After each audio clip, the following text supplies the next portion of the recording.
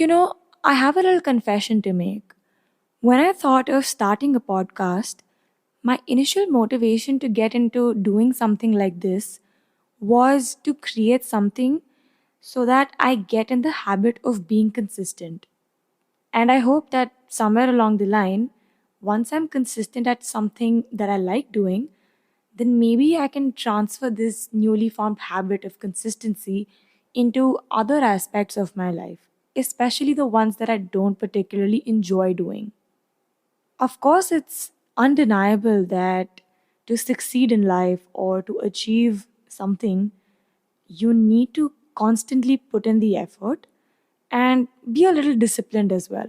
And yeah, I know that it might not seem like I'm being all that consistent with my efforts at times, but I'm really assured by the idea that at least the wheels are in motion. So, to begin with, I gave myself this target of putting out 10 episodes. Just 10 episodes, hopefully one every week.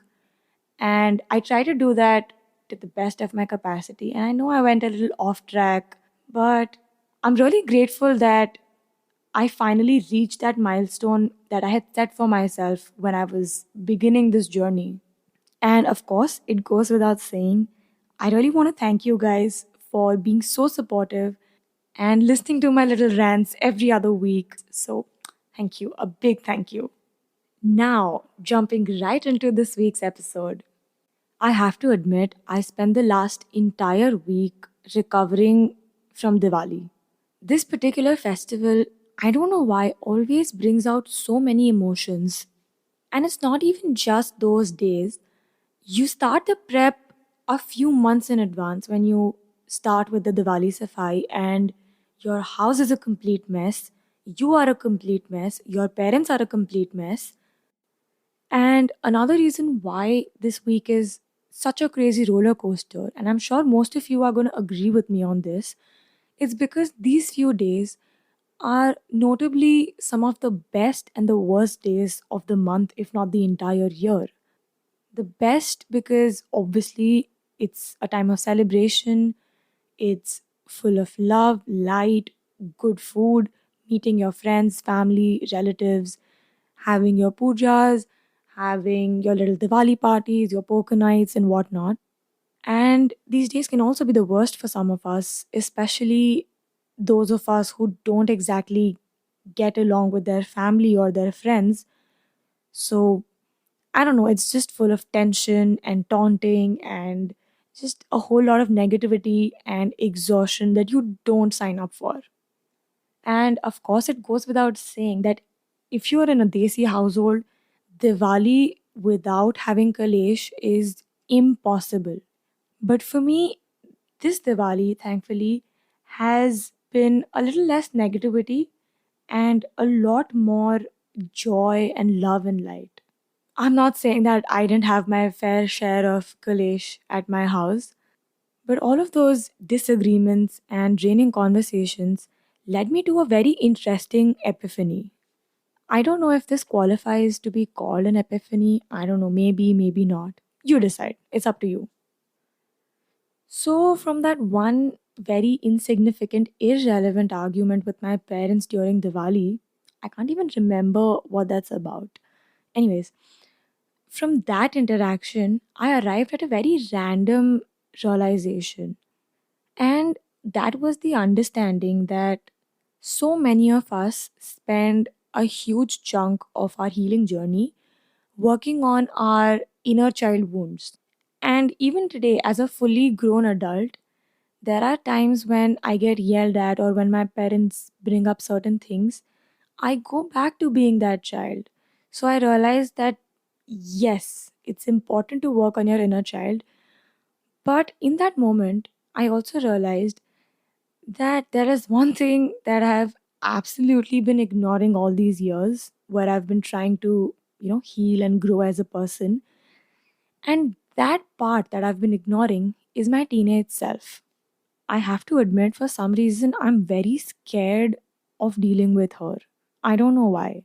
I mean, I do know why, but I don't know why. I still feel so hesitant and Actually, not even hesitant. Scared is the perfect word. I genuinely feel scared of crossing that boundary from, you know, dealing with my inner child wounds and going into my teenage years. And even as adults, there are so many aspects that we carry from our teenage years, and, certain reactions or certain behaviors, especially the way we act out when we don't get our way. Once I started thinking about going down this rabbit hole, I realized that you can't use the same methods and, techniques that you do with your inner child healing. You can't apply the same techniques to how you deal and how you know, go through those teenage years, because it's not the same. And in my case, when I look back at, maybe an 8-year-old Anushka, I just feel like giving her a hug, and I just feel like telling her that, don't worry, you will get through this. You will build a life. You don't need to be scared. You don't need to be worried. And basically, I just come from a place of such love and care and protectiveness. But when I look at my teenage self, like if I were to look at, say, a 14, 15-year-old Anushka, I would probably just want to do one thing, and that would be to slap the shit out of her. Please don't tell my mom I said this. I don't want her to have that satisfaction of being right, but she was right. At this point in life, when I look back at that person that I used to be, and, just the things that I used to do and what I used to say and how I used to behave, I can't find it in me to be sympathetic towards that person. I'm not saying that the teenage me didn't deserve any sympathy or didn't deserve to be treated well, but she was a fucking menace. Like, absolutely out of control. And now that I think about it, my parents really had no other option but to be harsh with me to keep me on the right track. Otherwise, I don't know where I would have ended up. In all honesty, I think that if not for my parents controlling me in those years, I would have probably ended up in jail or, maybe even dead. I spent so many days and months talking to my inner child and, being so kind and loving towards her. But when I think of talking to my teenage self, I only get enraged. I have no other reaction. So I think what I want to do is I want to take this moment to say certain things to her, my teenage self, that I didn't before, and I'm going to sit with it and I'm going to make her listen to all of these things. And before any of you starts feeling all weird about this, I don't think your teenage self was a picnic to be around either. So this is not just for me, but basically a message to all the teenagers that I grew up with, and, all these weird adolescents that I've had the displeasure of interacting with, because they're not fun. They think that they are fun, but they're really not. And yes, I understand that adolescence is a weird time. It's a difficult time. It's a time of transition. So a lot of people struggle with finding the right kind of words or the right kind of behaviors or actions or even the right kind of personality to stick to. But just because you're going through something difficult doesn't mean that you can be an asshole to your family or to anyone else around you. So, the first thing that I want to say to my teenage self is that no one cares about your pity party. I understand that it's a weird time because, of course, you're going through so many changes and you're discovering a whole new side of yourself and also the world. It's also weird because, being a teenager is like living with a God complex with a victim mindset all at the same time. Like, on one hand, you feel like you know everything and you can do everything. And on the other hand, you just feel like the whole world is against you and all the cards are stacked against you and whatnot. So you spend so much time convincing people or even convincing yourself to feel sorry for yourself. So, babe, I get that it's difficult, but you're not the first teenager ever to exist on this planet, and you're not going to be the last. So, please get over yourself. You're not the king or queen of the world. The second thing is that high school should stay in high school. I feel that when you're in high school, you go through this entire period of complete insecurity. No matter what you do or who your parents are or what kind of life you've had, you always feel inadequate. You always feel like you're not enough because you look around you and you see the one thing that you don't have. And in that process of noticing that one thing that you don't have, you completely forget and disregard the hundreds and thousands of things that you do have. And I'm not just talking about material things. If you keep telling yourself that you're inadequate or you're not enough or you don't have enough, you're never going to reach a point where you actually feel adequate. It's not going to suddenly turn around one day. And it's good to look up to people. It's good to notice people with things and qualities that you don't have. But that doesn't mean that you're going to disrespect your own life, your own talents, your own special uniqueness. And the bottom line is your self deprecation or your neediness or your feeling of inadequacy might have been cute in high school, but let's just leave it there, all right? Another important part of this is the fact that when you're in school, you get this weird sense of pride out of being a really shitty human being. I remember when I was in school, there were times when, if someone was being rude to another person or, if they were just saying really horrible, mean things to someone else, people would regard them as, so savage, so cool. Oh my God, you absolutely destroyed them. Bro, this is not an episode of Gossip Girl and you're not Blair Waldorf. Don't think that you being an absolute shitty person is going to get you anywhere. And once you grow out of this kind of behavior, the minute you do, you just look back and you just cringe really hard at yourself that I can't believe that I was this person or I did this for a very stupid reason. So, yeah, that is another reason why high school should just stay in high school.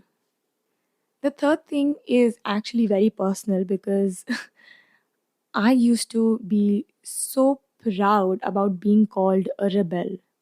But I think it's time I burst that bubble. Bro, there is nothing cool about being a rebel.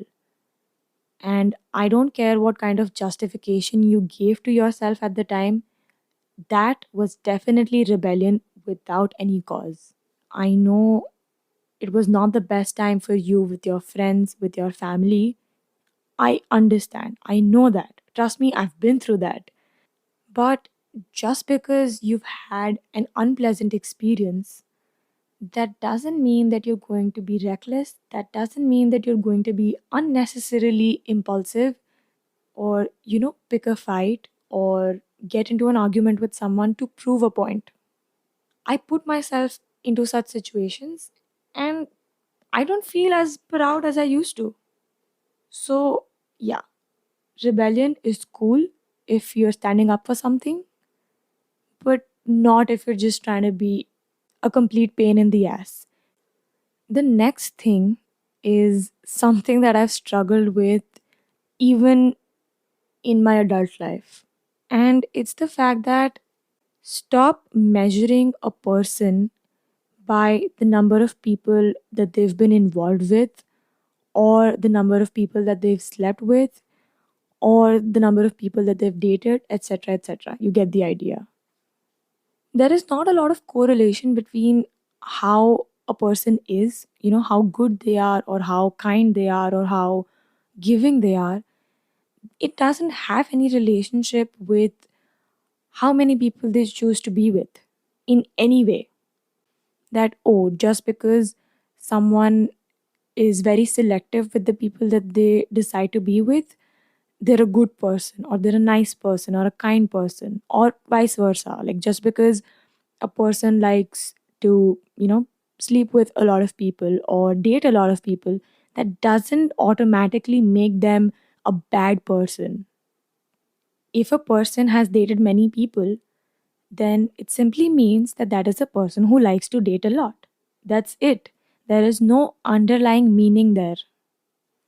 And I have come across so many people, even as adults, like, 24-year, 25-year-olds, they feel that by showing off how many people that they've been with, they can establish some sort of unsaid conclusion about themselves in the minds of other people.